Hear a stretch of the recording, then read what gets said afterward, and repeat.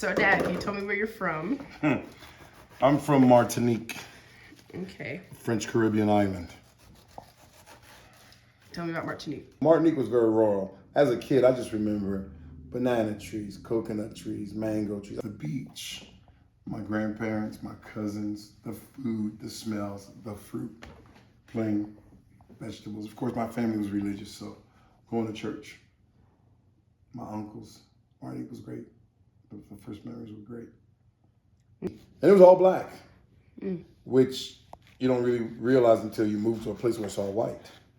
But it was all black, and there were a few white people that I remember in Martinique, I remember seeing two white people, a schoolmate and a lady who hit one of our goats one time. She gave my brother money, he was all upset, but we ate goat for a week. So, Mama, can you tell me about, where you grew up? Yes. So my community was very small, and it was, I knew everybody. Half of the community was related to me, so it was just like living with an extended family. My lunch ladies, I knew, and they cooked back then real food. So we had fried chicken and greens and cornbread for lunch. My fifth grade teacher was my grandmother's best friend. The South, even though I was born in '69, the South was still very segregated. So as a young person, I never went to church with anybody white. No white people lived in my community. The only time I saw white people was in school. We went to school together, and that was it. Then they packed you up and moved you stateside. It was strange because I didn't really understand what America was, because as a child, to you, the world you're in is what exists. But one day, I was taking shots, I was going to the dentist, I was on a plane with my mom and dad coming to America. The food, the people, just the different culture, it was kind of magical and different. What was it like for you when you started to understand a little bit more what it was like to be Black in America? It really didn't mean much until I was gonna say the high school age, when most of the school was white, and there were like, out of 2,000 kids, 10 black kids. I was very popular and knew a lot of people, but a lot of girls were like, I can't date you. My brother won't accept it. My uncle won't accept it. It was strange because I was living with a football player who played in the NFL. So I was around famous people for that area, yet at the same time I could be treated a certain way because I was black. It was embarrassing when they did Black History Month in school. No. Yeah. That was embarrassing because you felt like everybody was looking at you.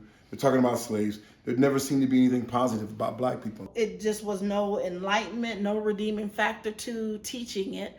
And so you just sat there as a black child, embarrassed. Definitely nothing apologetic was said. It just, this is what it was. In an all-white environment, that's the only education that they got about black people. So actually, in my high school, I started a Black History Club.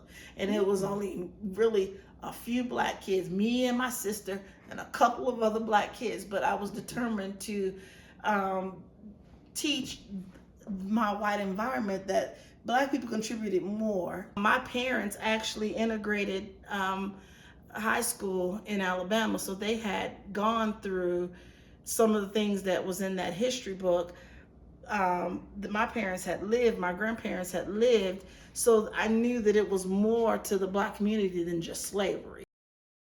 When you came to teaching your kids, what were the things that you started to realize were important as you started to raise them? Or what are the things that you were like, oh, I got to make sure my kids understand these things? I wanted to make sure that my kids understood that as a black person, you have something to be proud of, and that you're just as good as anybody else. How beautiful they were, that they weren't not beautiful because they were black, because those are the kind of things that were overlooked among black people being in an all-white environment. Yes, definitely being black is a part of your identity, but being a good person, a decent person, a smart person, a person that contributes to society, contributes to the world, contributes to your community is important. When I think of my grandparents, I left Martinique and I never saw my grandfather again. He died before I was able to go back. But I remember him. I remember him sitting on a porch and people saying, Jude, give me a bottle of rum, say, take that to Papa, to Papa Juanes, and I'd run it to him. My grandmother She was tough. She spanked you behind, made you behave. But I found her that when I went back when I was 28, I got to see her after not being there for 20 some years. And it was so great just to be around her. I found her so sweet and loving. But they were not the type to say, I love you. Because in the Caribbean, good morning, grandma, good morning, grandpa, good morning, among brothers and sisters, a kiss, and that's it. But there was no, I love you, and all that stuff. For our families and for my children, the most important thing to me is that they just know they're loved. And where are they going to learn that? From us. So we love each other, although my wife is a pain in the ass. And I said it close, so you can't edit it out, you know, because I know how editing works. But that's what's most important to me, that my children know we love them and that they love each other. And that they love their family, the ones they know, don't know. And that they understand that their families aren't perfect, that they know who their family is, where they're from, and that they're loved.